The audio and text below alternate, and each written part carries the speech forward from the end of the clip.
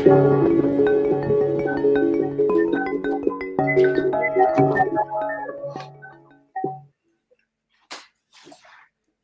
tout le monde, Guten Tag, hallo. Bienvenue à notre rencontre virtuelle avec Wilfried Nsondé, qui est l'auteur d'Aigre-Doux, donc un des 3 romans littérature jeunesse qui a été sélectionné pour le prix des lycéens allemands cette année. Alors, on va commencer par un petit tour de table. Wilfried, comment allez-vous? Très bien, merci. Et vous-même? Très bien. Je suis connectée de Berlin, et vous? Je suis connecté de Lyon, dans le 6e arrondissement. Super. Alors maintenant, on a avec nous aussi 2 élèves, donc Mélissa et Merle. Est-ce que vous pourriez vous présenter? Oui, bien sûr. Alors, bonjour, je m'appelle Mélissa, j'ai 16 ans et je suis de Düsseldorf et je vais à l'école Annette Gymnasium et je suis en 11e classe et j'apprends le français depuis la 5e, donc depuis 6 ans. Et oui, je suis très heureuse de vous rencontrer. Super. Moi aussi. Bonjour, je m'appelle Merle et j'ai 16 ans aussi. J'habite aussi à Düsseldorf et moi, j'apprends le français depuis environ 5 ans. Merci à vous deux. Donc, Mélissa et Merle seront là pour poser des questions à Wilfried en direct. Donc, merci et merci à leur enseignante Karina Palmer qui a rendu ça possible. Alors, moi, je suis Marguerite Pometko, je suis chargée de mission pédagogique à l'Institut français d'Allemagne. Et aujourd'hui, avec moi, il y a mes 2 collègues Bérangère et Oriane qui sont dans le chat pour répondre à toutes vos questions techniques. Donc, en fait, sur votre droite à l'écran, normalement, vous avez une partie chat, donc pour les questions techniques.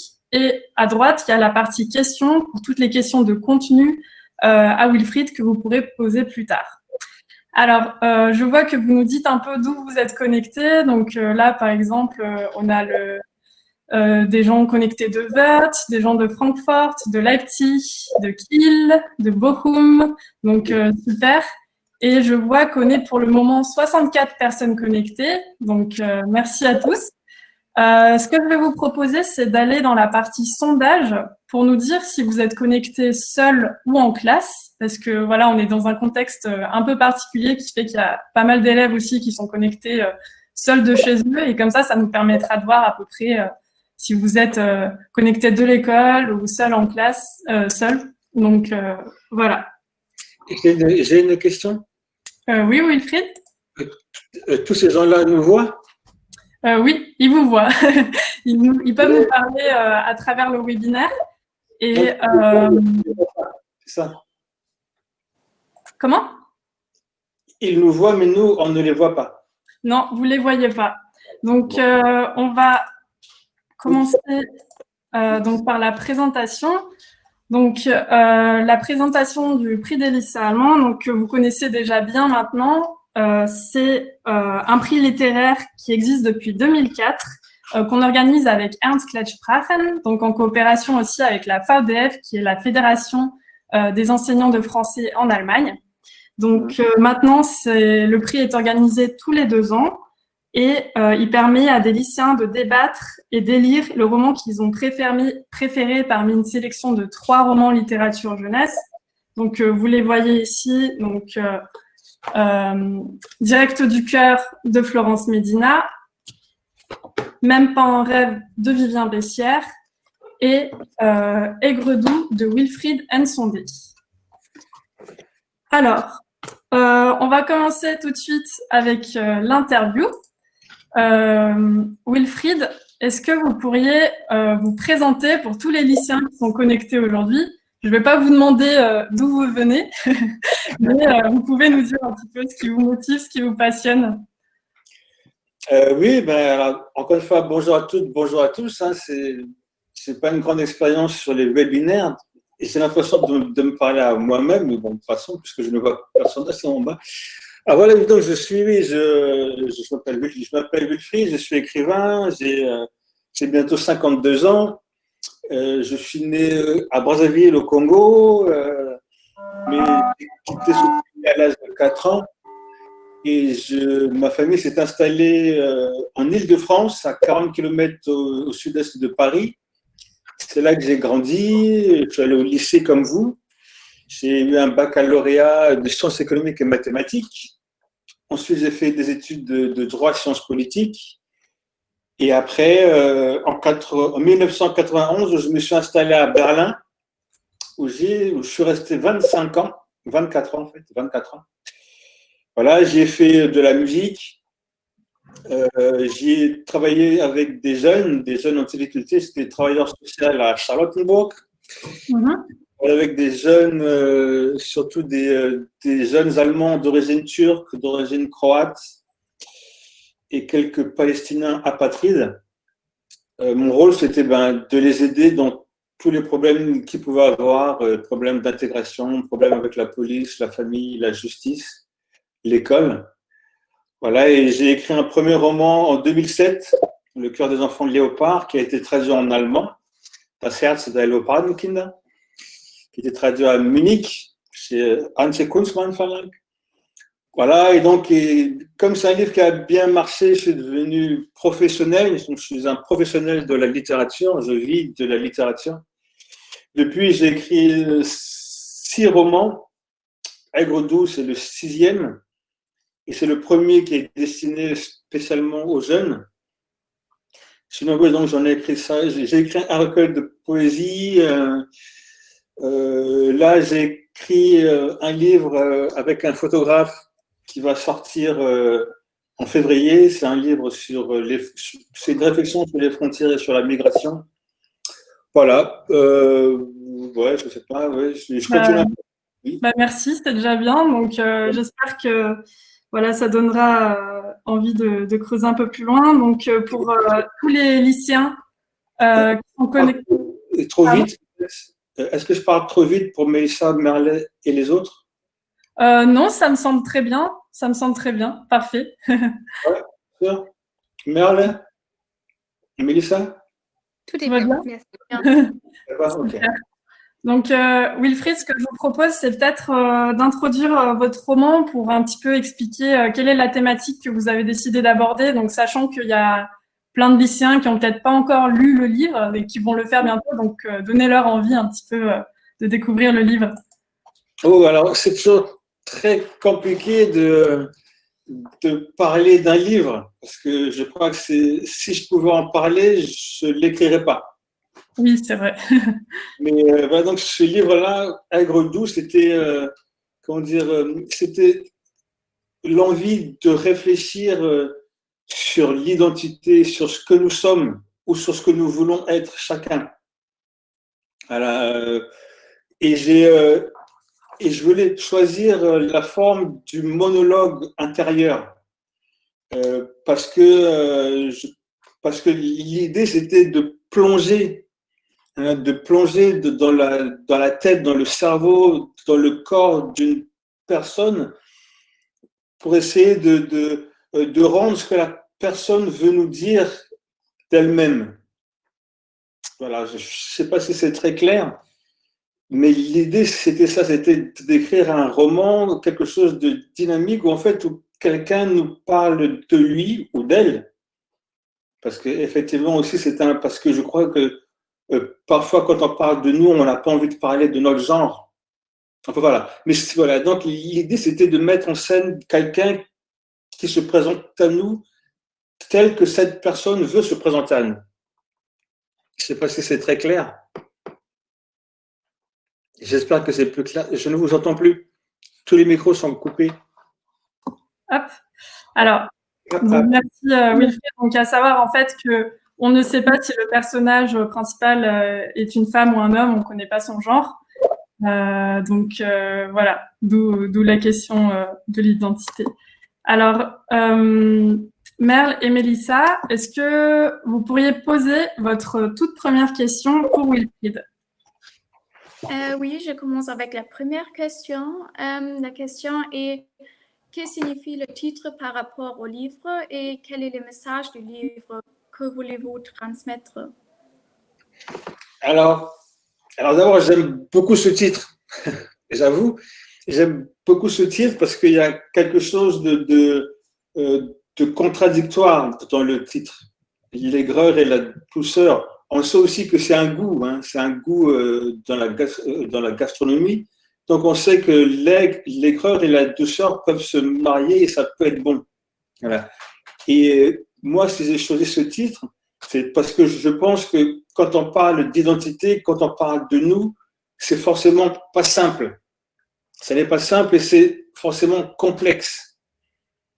Et souvent, surtout quand on est jeune, parce que c'est quand même un livre qui s'adresse à des jeunes, quand on est jeune et qu'on se pose la question de ce que nous sommes, de qui nous sommes, c'est une question qui est complexe et c'est une question qui est dynamique.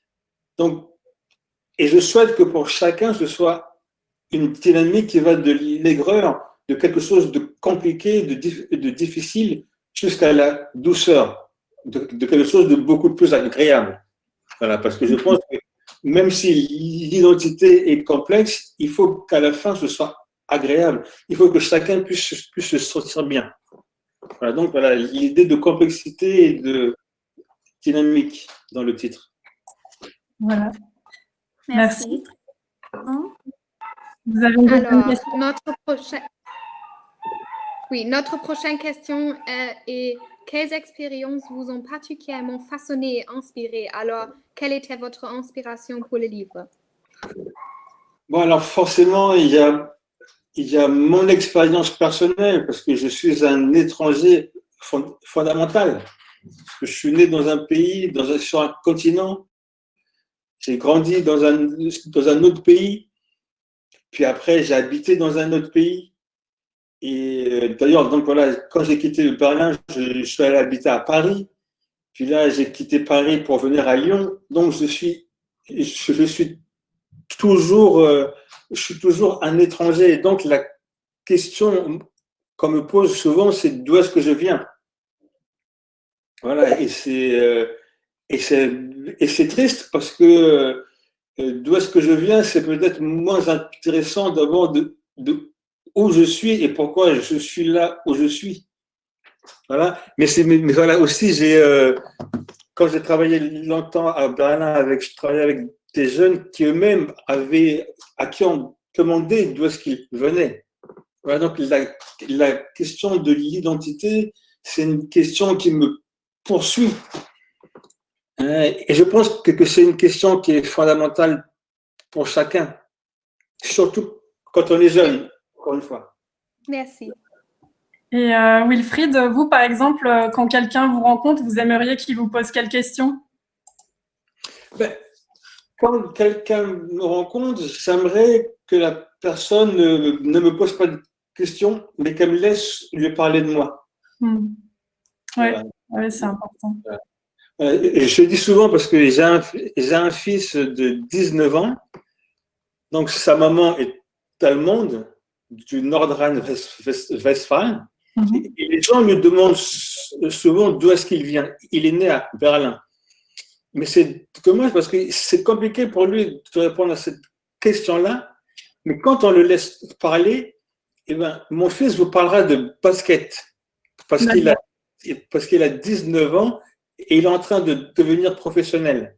Donc, sa vie tourne autour du basket et quand on le laisse parler, il parle de basket pendant des heures et c'est passionnant. Ok, ouais, on ne peut plus l'arrêter. Ouais.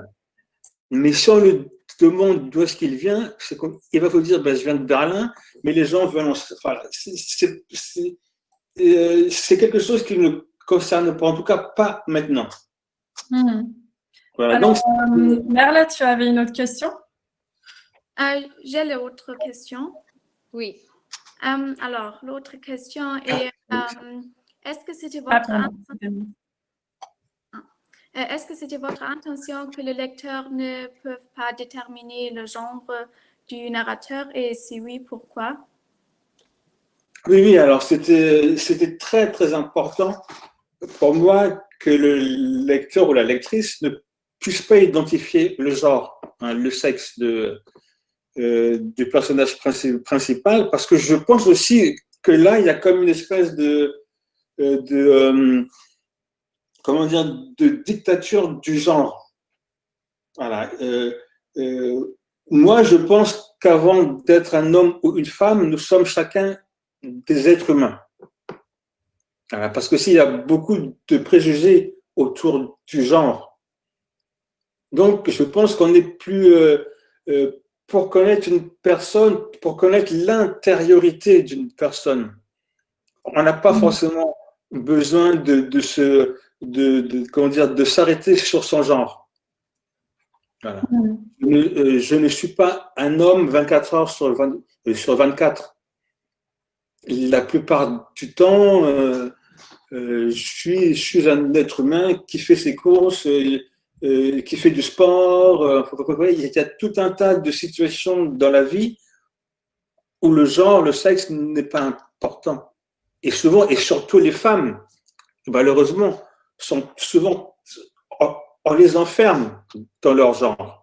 Et on oublie que ce sont des êtres humains qui parfois veulent nous montrer d'autres facettes d'elles-mêmes que leur genre. Et c'est la première fois que vous écrivez un roman comme ça, avec un narrateur dont on ne connaît pas le genre?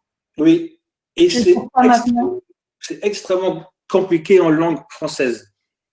C'est la plus grande difficulté dans l'écriture de ce livre, c'était de constater que la langue française est très genrée. La langue française nous enferme dans un genre. Merci beaucoup pour votre honnêteté. Vous avez déjà dit qu'on vous pose souvent des questions sur votre origine, mais j'ai une autre question. Combien de temps vous faut-il en moyenne pour écrire un livre comme Aigre-Doux? Ah oui, c'est une question qui revient souvent. C'est une question difficile. Parce que tu vois, quand Marguerite m'a posé la question de pourquoi j'ai écrit ce livre, il a fallu que je raconte ma vie. Ouais. Donc, la source d'inspiration de ce livre, c'est une vie. Voilà, donc, ce sont toutes les expériences, enfin, des expériences que j'ai pu faire, les expériences des autres, celles de mon fils et ainsi de suite, qui m'amènent à écrire ce livre. Donc, c'est parce que le temps de rédaction d'un livre, c'est pas c'est pas le vrai temps d'écriture. Voilà, donc c'est un livre que j'ai écrit en 18 mois, mais c'est un livre que j'ai dû porter pendant 30 ans. Tu vois? C'est ce que nous ont répondu Florence Médina et Vivien Bessière à peu près à la même question au dernier webinaire. Donc voilà, il y a le temps d'écriture et il y a le temps de réflexion, derrière. Ouais. Mais après, ça dépend. Par exemple, là, je suis en train de finir un roman qui se passe en Sibérie. Je suis allé en Sibérie il y a 10 ans. Donc là, le temps est un peu plus court. Voilà. Mais oui, c'est parce qu'au final, on n'invente pas grand-chose dans un livre. On parle, la première matière, c'est nous. Ce qu'on a pu faire, pas faire, ce qu'on a pu voir ou pas voir, les gens qu'on a rencontrés et ainsi de suite. Donc oui, la rédaction, c'est vraiment la phase finale. Mais c'est pas la plus longue. D'accord. Et le voyage en Sibérie, est-ce que c'était en lien avec le Transsibérien des écrivains auquel vous avez participé? Oui. Ah bah oui. Vous pouvez expliquer un petit peu c'est quoi le Transsibérien des écrivains? Alors c'était en juin 2010. L'année 2010 en France, c'était l'année France-Russie. Donc nous étions 15 auteurs français à faire le trajet du Transsibérien, donc de monter dans un train à Moscou, et un train qui nous emmenait jusqu'à Vladivostok, donc sur la mer du Japon, et on faisait des pauses dans certaines villes pour rencontrer des étudiants, des militaires même, des jeunes militaires, voilà, des libraires et ainsi de suite. C'était extraordinaire. Ok, bah ça devait être une belle expérience. Alors, sublime. Alors, on va poser encore quelques questions. C'est qui pose, Mélissa?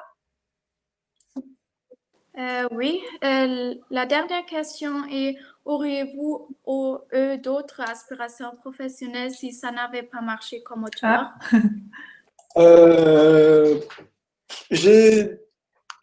Alors, quand j'étais petit, je voulais être mécanicien d'avion. Je ne sais pas plus parce que je n'étais pas très bon en maths. Ensuite, j'ai voulu être footballeur professionnel, mais je n'étais pas assez bon. Au final, j'ai fait beaucoup de métiers dans ma vie. J'ai travaillé sur des chantiers, j'ai ramassé des pommes de terre dans les champs. J'ai travaillé comme barman à Berlin-Mitte. J'ai été videur de discothèque. J'étais Père Noël à l'Alexanderplatz. Voilà, j'ai fait des tas de métiers donc, et je pense en faire d'autres peut-être encore. Lesquels, je ne sais pas. Ouais, je ne sais pas encore. Président peut-être, c'est bien, non, président? Il est président. Président de la République. Non, mais je ne sais pas. Je sais pas. Mais, j'ai enseigné la littérature à l'université à Berne, en Suisse, et j'aimerais bien refaire ça. Oui, voilà. Je pense que parce que je commence un peu à accumuler de l'expérience en littérature, et j'aimerais bien transmettre ce que j'ai appris. Ouais. Et si je ne me trompe pas, vous faites de la musique aussi? Oui, mais moins maintenant. En plus, avec la crise, là, c'est plus possible. Mais oui, j'aime bien En musique, ce que j'aime vraiment bien, c'est le contact direct du concert. Voilà, je crois que c'est quelque chose d'irremplaçable. Quand je suis sur une scène, en plus que maintenant, je fais de la musique très simple. On est deux, une guitare et deux chants. Donc, c'est très soft et c'est très direct. C'est une proposition d'échange d'émotions. Et j'adore ce moment-là. Voilà, j'adore ce moment-là. Je trouve qu'il y a une magie. Voilà.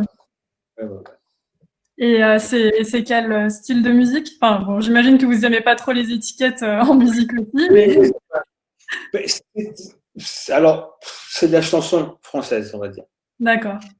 Et ce que j'aime aussi beaucoup faire, ce que je fais beaucoup, ce sont des lectures musicales. Donc, je lis des textes et pendant qu'un musicien joue. Ça rend la littérature beaucoup plus accessible et beaucoup plus agréable. Ça fait de la littérature une fête quand même. Voilà. C'est un peu des concerts littéraires. Super. N'hésitez pas à écouter ça sur YouTube, tous les gens qui sont connectés. Et Merle et Mélissa, est-ce que vous aviez encore une question ou sinon, ce que je vous propose, c'est que vous restiez en ligne avec nous et que vous réagissez si vous voulez. Vous pouvez nous faire signe si vous voulez réagir. Ça vous va? Ah, il y a Merle qui s'est déconnectée un petit moment. De toute façon, là, ce qu'on va faire, c'est que on va passer à la partie questions-réponses. Oui. Donc, en fait, ce qui va se passer, c'est que tous les gens qui sont connectés aujourd'hui, les lycéens, vous pouvez poser vos questions dans la partie questions du chat, donc les questions de contenu. Et si vous avez des questions sur la partie technique, vous pouvez encore les poser dans le chat. Et Merle et Mélissa, voilà, n'hésitez pas à nous couper, à réagir si vous avez des choses à ajouter. Et il y a combien de personnes là? Alors, attendez, on est 69 personnes connectées. Bonjour les amis. Et oui. Alors, on va commencer peut-être. Il y avait pas mal de questions sur l'identité du personnage principal, donc qui demandait déjà pourquoi ne pas l'avoir identifié clairement comme une fille ou un garçon, mais ça vous avez déjà un peu répondu. Et aussi on nous demandait pourquoi ne pas avoir plus précisé l'âge du personnage principal. Vous savez, c'est comment dire? Plus il y a ce genre de précision, plus on est enclin aux préjugés et moins on est enclin à s'identifier. C'était important pour moi que que n'importe quel lecteur ou lectrice jeune, c'est entre, on va dire, 13 et 20 ans, puisse s'identifier au personnage.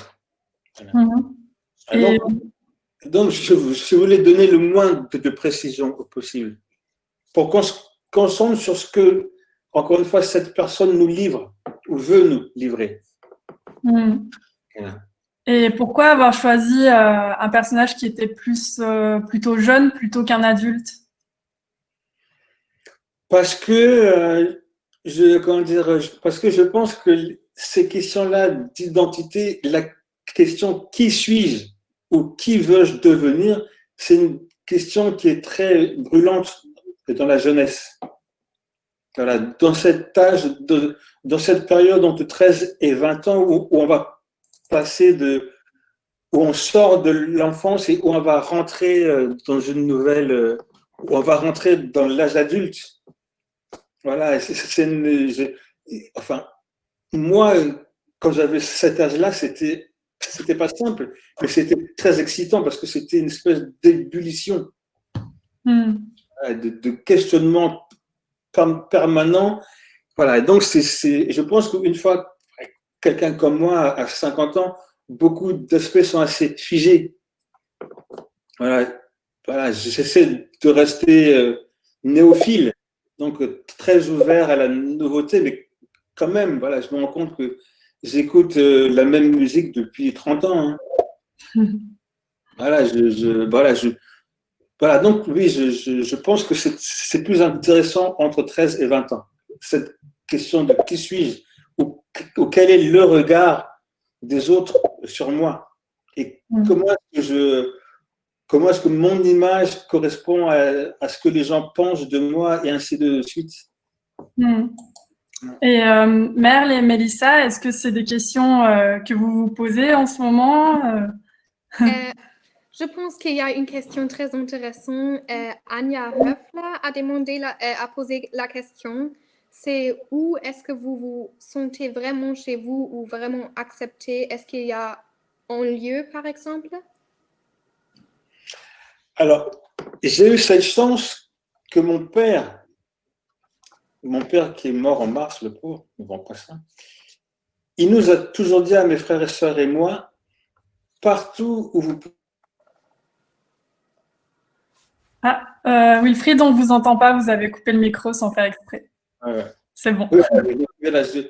Mon père m'a toujours dit, partout où tu peux respirer, partout où il y a d'autres êtres humains, tu es chez toi. Il disait... Oui, voilà. Je continue. Il disait, les frontières, ce sont des inventions. Voilà. Et moi, je me sens bien là où je trouve des gens que j'aime bien, qui m'aiment bien, qui m'écoutent, que j'écoute, avec qui je peux faire des choses intéressantes. Donc, potentiellement, je me sens bien partout sur la Terre.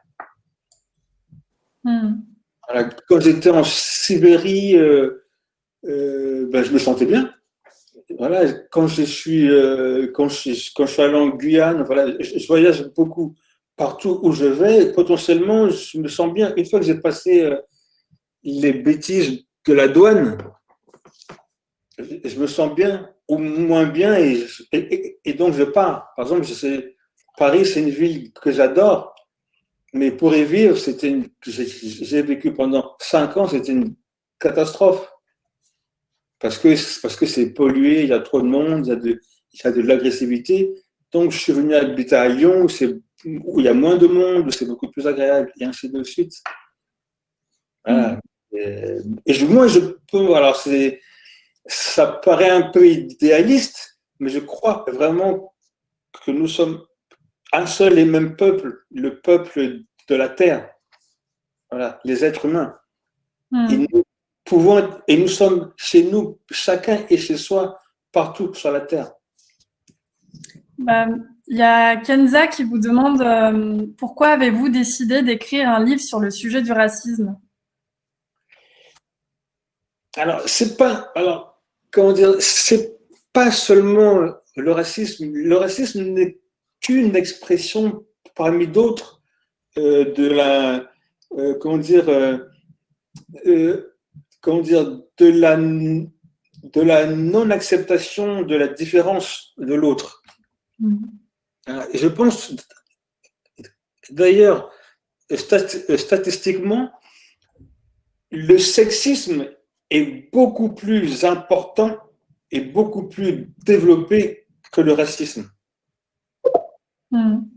Et justement, oui, il y a Yana qui vous demande, est-ce que vous êtes confronté à la question de vos origines, est-ce que vous y êtes plus confronté en France ou en Allemagne? Très sincèrement, j'y suis de moins en moins confronté, que ce soit en France ou en Allemagne, où je vais quand même souvent, parce que j'ai appris à répondre, à ne pas répondre à la question des origines. Voilà. Pour moi, cette question-là est réglée. Voilà, c'est pas et puis, voilà, enfin, c'est encore une fois, à 50 ans, on a fait du chemin.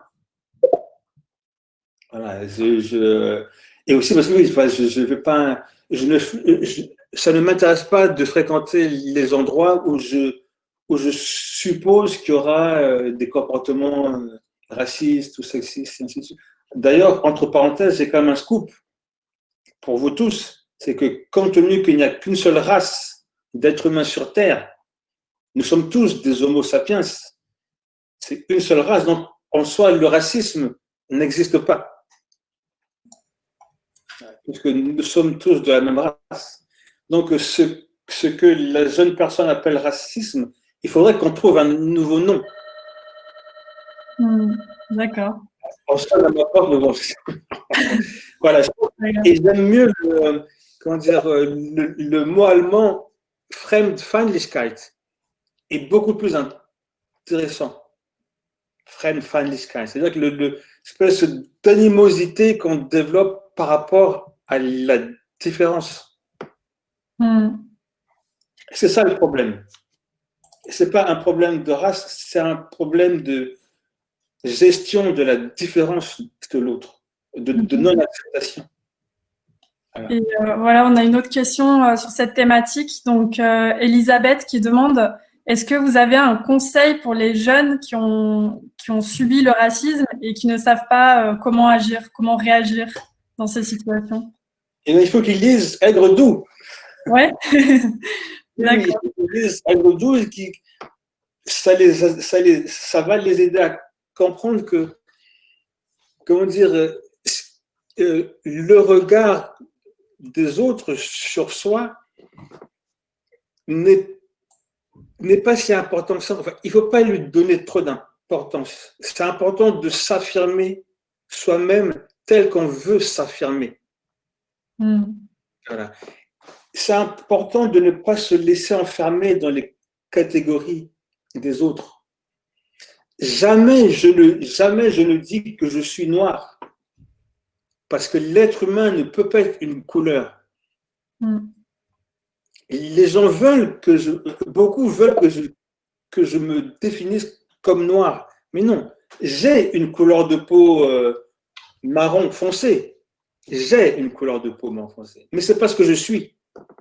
Ce que je suis, c'est que je suis père, je suis écrivain, je suis sportif, je suis néophile, je suis beaucoup de choses. Donc, mais c'est moi qui définis toutes ces choses-là. Je ne me laisse pas enfermer dans une couleur de peau, dans une nationalité, et ainsi de suite. Et je crois dans votre roman, justement, vous dites « Je suis un bloc composé d'une mosaïque ». Donc oui. Ça veut dire quoi? C'est ce que vous venez d'expliquer? Oui, c'est que je suis une personne, mais multiple. Bien sûr, il y a l'héritage de mes parents, bien sûr. Ce que mes parents m'ont dit, il y a ce que j'ai appris à l'école, les films que j'ai vus, les livres que je lis, il y a tous les voyages que je fais. Et je pense que c'est beaucoup plus, chacun de nous est beaucoup plus intéressant qu'une nationalité, une couleur de peau ou un genre. Voilà. Et si je vois Merle, je dis, voilà, bon, ok, c'est une. Alors, je veux dire, ok, c'est une jeune femme blanche. Oui, ça nous apprend pas grand-chose. Merci. Ça ne m'apprend absolument rien. J'ai une autre, Quand je dis ça, je j'ai n'ai une autre rien, question. rien dit. Voilà. Mais si je l'écoute Euh, me parler d'elle, vous avez habité à Berlin pour environ 25 ans, je pense. oui. Et pourquoi avez-vous quitté Berlin? Est-ce que vous avez eu le mal du pays ou est-ce qu'il y a une autre chose? C'est une question un peu indiscrète. Non, alors non, il y a eu plusieurs choses. D'un, c'est quand même, quand on est un auteur qui écrit en langue française, c'est quand même, et qu'on vit de la littérature, c'est plus facile d'habiter en France. Aussi, bah voilà, comment dire, j'ai changé de couple, donc et ma nouvelle compagne est française. Alors, et comme elle parle pas allemand, voilà. Donc, l'amour m'a fait rentrer à Paris. Voilà, c'est pour ça. Voilà, oui, oui, possible. Mais bon, au bout de 25 ans, j'avais besoin de changer aussi. Voilà. Merci. Et on a une question aussi toujours sur la différence franco-allemande. Donc on a Yves qui nous demande, est-ce qu'il y a une différence entre les jeunes adolescents allemands et les jeunes adolescents français? Fondamentalement, non. Non. Sincèrement, alors oui, moi qui interviens dans des lycées en France et en Allemagne, c'est incroyable. Et la langue change, oui. Mais c'est les mêmes habits, c'est les mêmes interrogations. Ah oui, c'est incroyable comment les êtres humains se ressemblent. Ah oui, aussi, bon, oui, je pense en plus que ce sont des adolescents qui ont accès aux mêmes images via Internet, via les films, via la musique. Oui, c'est des gens qui sont très proches. Oui. Vous êtes d'accord, Merle et Mélissa? Oui. Mais Oui. quand j'interviens dans un lycée au Burkina Faso, et là aussi, les gens ils sont très proches des adolescents allemands, ils sont très proches des adolescents français. Quand je suis rencontré des jeunes en Sibérie, ceux-là aussi sont très proches des Allemands, des Français, des Burkinabés.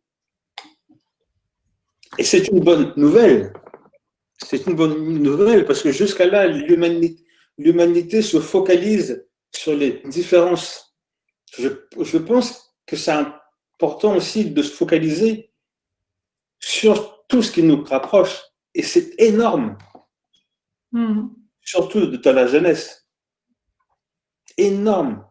Énormément de points communs. Merci. Alors, on va poser quelques questions sur le contenu du livre, donc sur le style plutôt du livre, en fait, qui est assez original aussi, donc qui est écrit un peu d'une traite. Et on a l'impression vraiment d'être dans la tête du personnage principal. Il y a Stéphane qui demande pourquoi avez-vous décidé de ne pas diviser le livre en chapitres? Parce que c'est un monologue intérieur. Et je pense que quand on réfléchit, quand on se parle à soi-même, il n'y a pas de chapitre. C'est un truc comme ça qui sort. C'est un espèce de flux ininterrompu. Voilà, c'est vraiment c'est un petit roman qui a cette ambition-là, pas cette prétention, hein, mais l'ambition d'être plus proche de la manière dont on se parle à soi-même. Voilà. Ça se passe dans la tête. Il n'y a pas de chapitre dans une tête. Et Mélissa et Merle, c'est la première fois que vous lisez un roman de ce type, écrit comme ça? Oui, pour moi, oui. Pour moi aussi. Oui. C'était comment? Pardon? C'était comment comme expérience de lecture? Alors, moi, je pense que c'était intéressant de lire un livre comme ça parce que je crois que beaucoup de livres sont avec des chapitres et c'est quelque chose d'autre. Ok, merci. Je Merle? suis totalement, oui, je suis d'accord avec Melissa. Ok, merci. Voilà, puis il y a Nicole aussi dans le chat qui demande pourquoi est-ce que la fin du livre est très ouverte? Parce que malgré tout, le processus d'identité, enfin, le processus de construction de l'identité, il se finit jamais. Voilà. Je pense que toute une vie, notre identité change, évolue. Donc, il faut que la fin s'ouvre. On ne sait pas ce qui va se passer. Le personnage principal, comme pour chacun de nous, on ne sait pas ce que demain va apporter.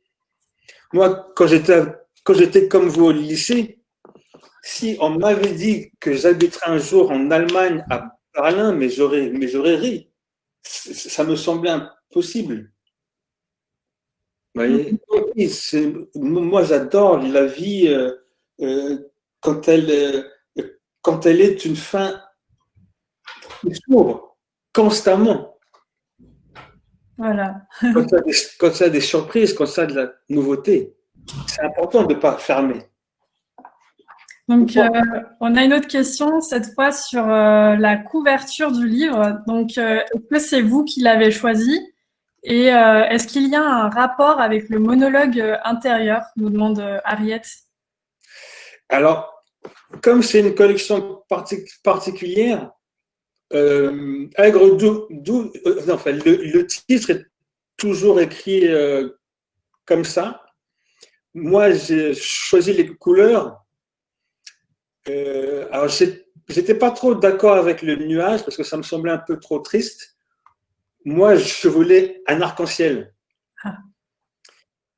Mais bon, l'éditeur, lui, préférait le nuage, donc on a gardé le nuage. Mais alors, j'ai voulu que les lettres soient en jaune et en bleu pour qu'il y ait de la gaieté. Voilà, le jaune pour le soleil, le bleu pour le ciel bleu. Donc voilà, on a le nuage pour tout ce qui est un peu sombre, triste, mais on a le jaune et le bleu pour la lumière, le soleil, enfin, voilà, pour le positif. D'accord. Ouais. Super. On vous demande dans le chat aussi pourquoi est-ce que vous avez choisi pour le personnage principal une situation familiale compliquée et surtout la relation avec le père qui est absent en fait dans le livre.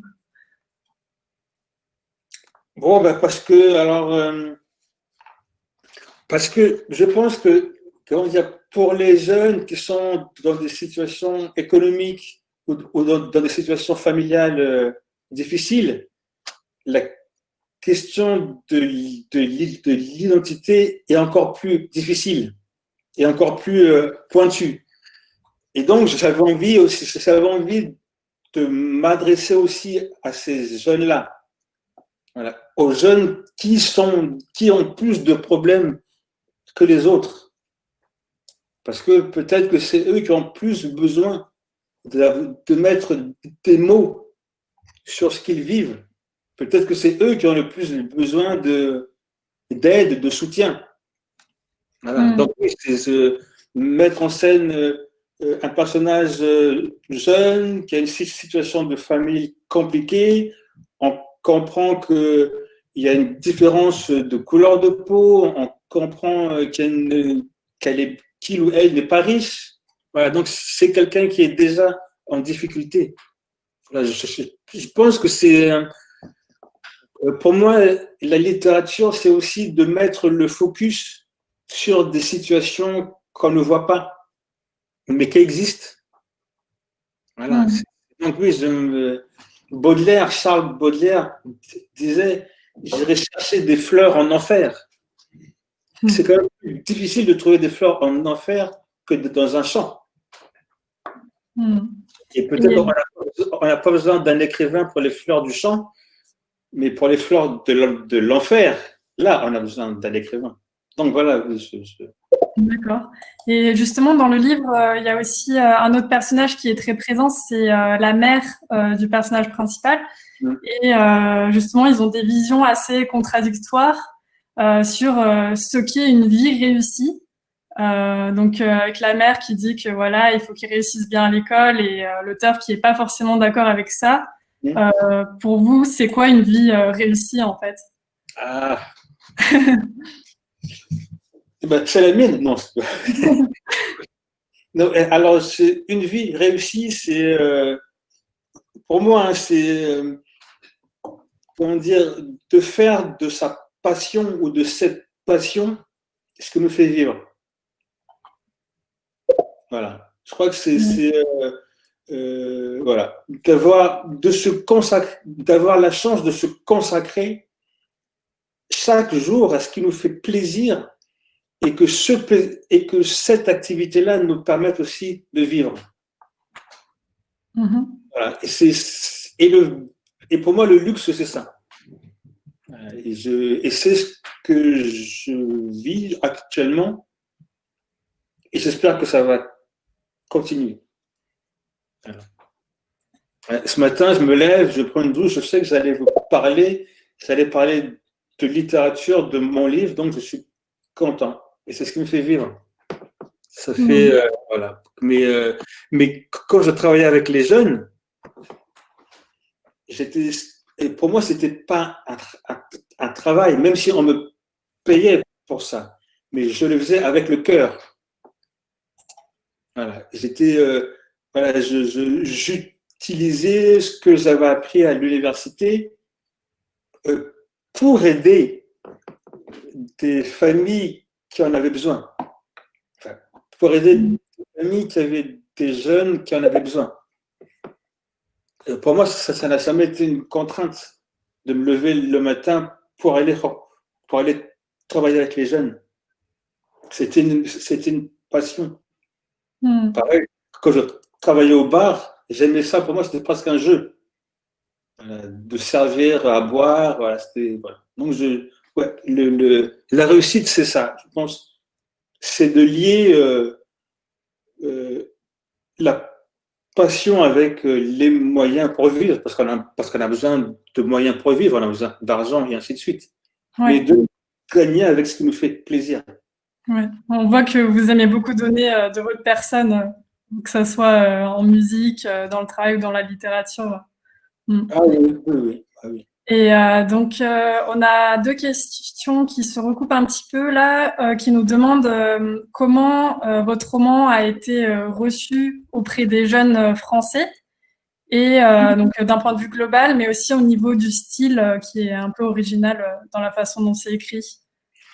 Alors, c'est un livre qui commençait bien, mais le confinement, enfin voilà, le coronavirus lui a coupé les jambes, puisque voilà, quand il est sorti en août 2019, septembre-octobre, ils avaient beaucoup de professeurs qui étaient intéressés, et les élèves aussi.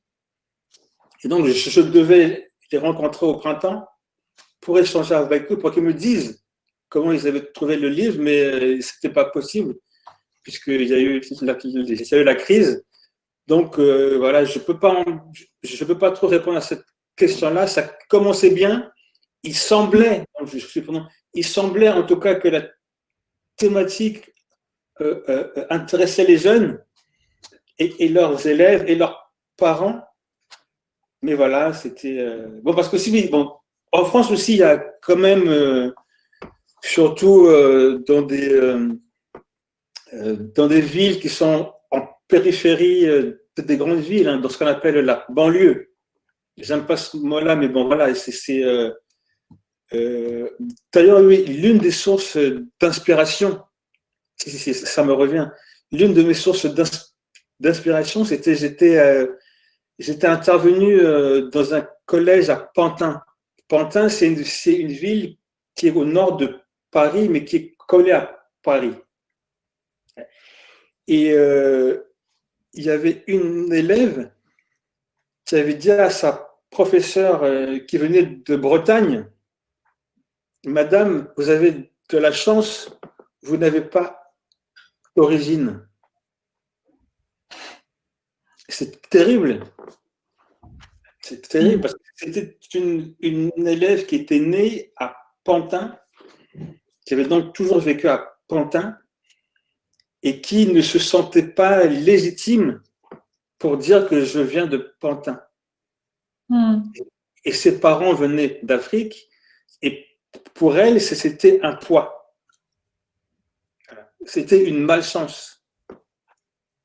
Voilà, donc c'est quelque chose qui m'avait beaucoup blessé.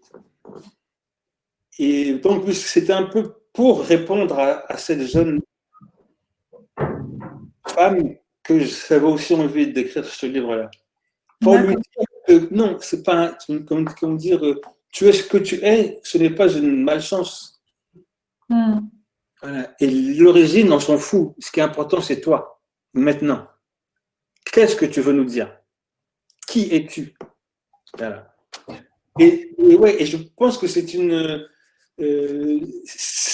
vraie question pour les jeunes, surtout dans ces quartiers des villes françaises où se mélangent, où se rencontrent des populations qui viennent d'un peu partout. Ouais. Alors, on va peut-être reprendre des dernières questions parce que le temps commence à filer. Merle et Mélissa, si vous avez encore une question, vous pouvez la poser. Au chat, Mélanie a demandé si vous avez un passage préféré dans le livre. Ouais. Un passage préféré dans le livre. Oh, oui, sur la fin, ouais. Oui, j'aime bien les passages sur la fin où le personnage principal se libère. Voilà, ouais. L'ouverture. Ouais. Et il y a Paulina qui demande dans le chat et qui est soutenue par 11 votants, est-ce que vous pouvez nous chanter quelque chose? Non. non, mais je peux vous le dire. Oui. Non, parce que je peux pas. Je suis enrhumé, j'ai la voix cassée, ce serait une catastrophe. Mais si jamais je viens en tournée dans le lycée de Paulina, peut-être que je chanterai une chanson. Peut-être que vous pourriez nous recommander un titre qu'on pourrait diffuser aux participants dans le chat. Une de vos chansons qu'ils pourraient écouter. Oui, c'est même sur YouTube. Femme d'Afrique, le sous-titre, c'est Black Woman, je crois. Est-ce que je l'ai un passage ou pas? Allez-y, oui. Ouais. Il m'aura fallu la solitude et la vaine attente dans le brouillard pour comprendre et accepter l'idée que mon identité m'appartient. C'est à moi de la bâtir. Je la forge déjà péniblement, jour après jour, au gré de mes rencontres, de mes lectures, des gens que je croise sur ma route, de mes rares amis, de mes ennemis aussi. Beaucoup de ce que m'a enseigné l'école jusqu'à présent m'aide aussi à me construire autant que les films que j'ai vus. Tout ce qui m'aide à décrypter le monde et à m'en faire une représentation plus précise. Mes illusions, mes espérances, mes doutes, mes déceptions, mes peines profondes, autant que mes grandes joies. Voilà ce qui constitue ma personnalité au quotidien et fait de moi cet être singulier, imparfait, mais plein d'envie. Une promesse d'avenir. Ne me reste plus qu'à poursuivre mon chemin, créer mon propre monde, l'ériger à partir de mes rêves, de mon imagination et de mes idées, même les plus folles. Il me faudra donner le meilleur de moi-même, apprendre la patience. L'orage gronde à nouveau. Je me presse de partir en toute sérénité, il est temps. Tant pis pour toi, jamais plus je ne perdrai mon temps à t'attendre. Je dois avancer. La route qui m'aidera à m'accorder au monde s'annonce difficile. Je l'imagine semée d'obstacles et l'espère longue et passionnante. Merci beaucoup. Merci Wilfried, c'était super. C'est très joli. Je pense que c'est bien pour conclure. Merci beaucoup Wilfried. Merci à tous, Mélissa, Merle, Marguerite et à toutes celles et ceux que je ne vois pas. Merci d'avoir participé. Merci Merle. Merci beaucoup. Merci Mélissa. Merci beaucoup. Voilà, alors cette rencontre a été enregistrée, donc vous pourrez y avoir accès sur YouTube très bientôt. Donc en fait, on a une chaîne YouTube qui s'appelle Le Coin des Profs, où vous pourrez la retrouver, ainsi que les autres webinaires, donc avec Florence Médina et Vivien Bessière. Alors, je vois aussi que dans le chat, Bérangère nous a envoyé la vidéo, donc la chanson dont nous a parlé Wilfried. Donc, vous pouvez cliquer pour découvrir la chanson. Et nous, on peut se retrouver en ligne, donc soit sur le site d'Insclet, soit sur le nôtre. Et on a aussi un Facebook où on poste nos dernières actualités, le prix des lycéens allemands. Et on y postera une petite capture de la rencontre d'aujourd'hui. Voilà. Merci tout le monde. Merci à tous et bonne lecture. Merci. Alors. Oups.